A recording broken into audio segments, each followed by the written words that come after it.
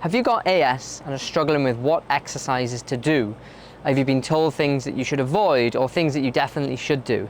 We'll discuss all that in the video coming up. You may know that exercise is one of the main management strategies that we implement with AS. Particularly, not just for our global health, but for this in particular, it manages our inflammatory level, can reduce disease activity, maintains our spinal movement, and overall can reduce our pain and improve our function. So kind of the panacea for exactly what we want to do when managing and treating this condition. Now yes, it isn't just exercise, there is a huge drug input from our rheumatologists. However, unlike a lot of other conditions, a lot of the onus is on you as the patient, and me as the therapist to help you and guide you, you as the patient to manage this through movement, which is amazing. A lot of other conditions don't quite get that in their back pocket. Now I do say this after being on lots of forums and discussing with lots of different levels of patients in terms of how functional they can be. It must be really annoying to hear a British person, for one, but a therapist say, yeah, you've just got to move.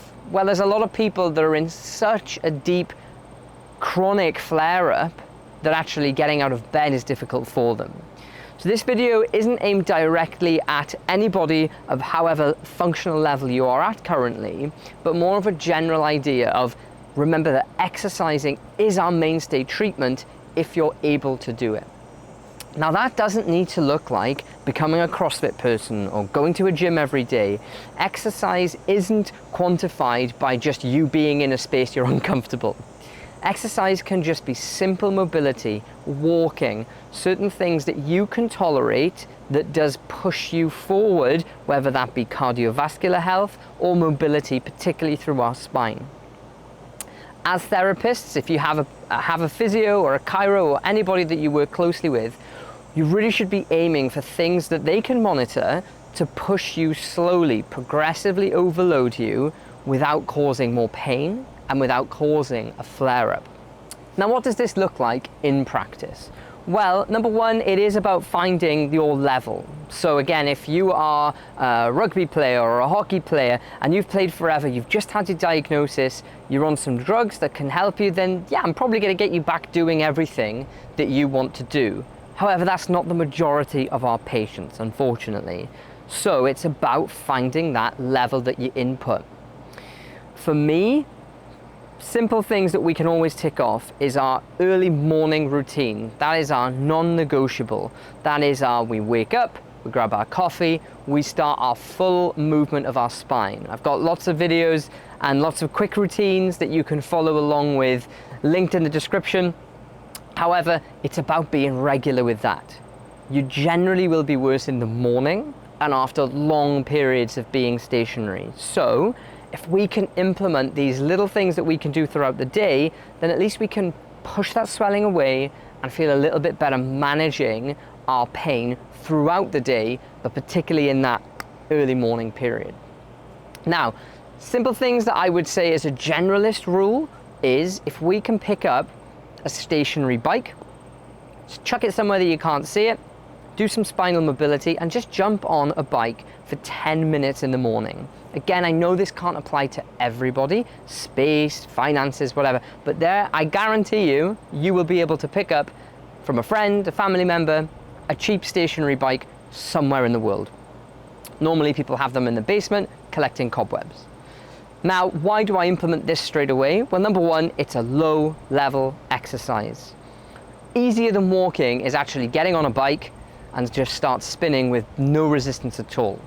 And initially we'll aim for 5-10 minutes.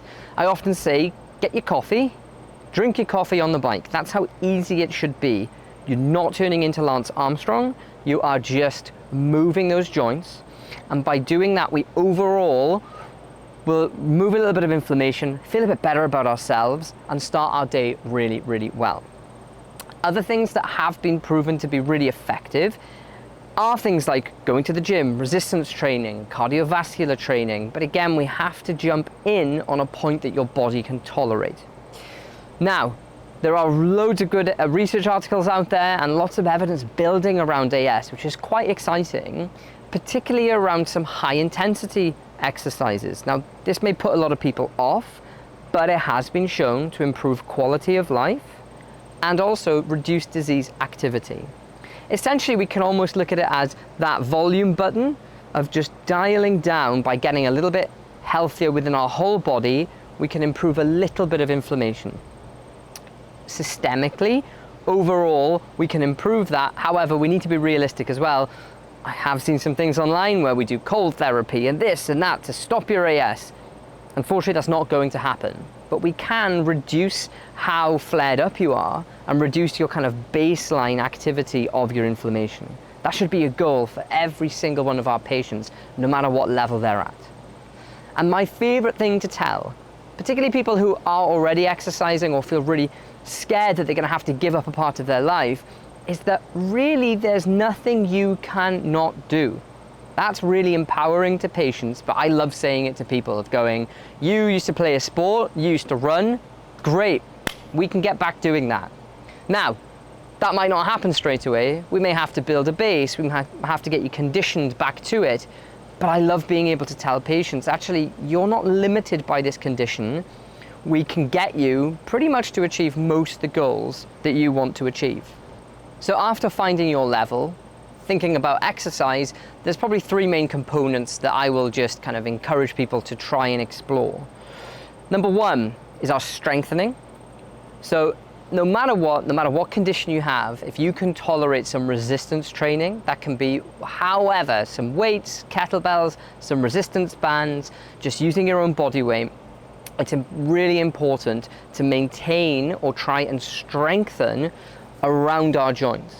Now, I understand that AS is mainly at our back, but a lot of people with this umbrella of a condition will have flare-ups in certain areas, maybe hands, Achilles, patella, etc.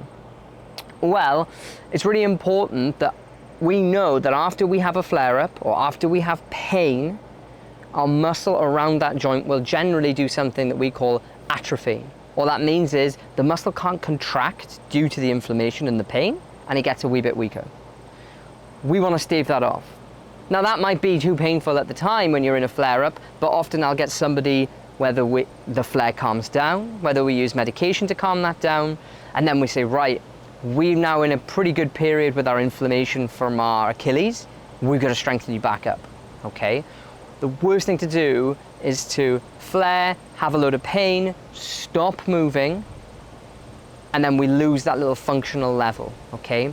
By losing the functional level, things like basic function, like going upstairs, living, going out, socializing, they start to fall off. And we get in this little spiral of not only having inflammatory pain, but having mechanical pain, so more of the muscular tendon pain that could be completely avoidable. Secondary, cardiovascular health.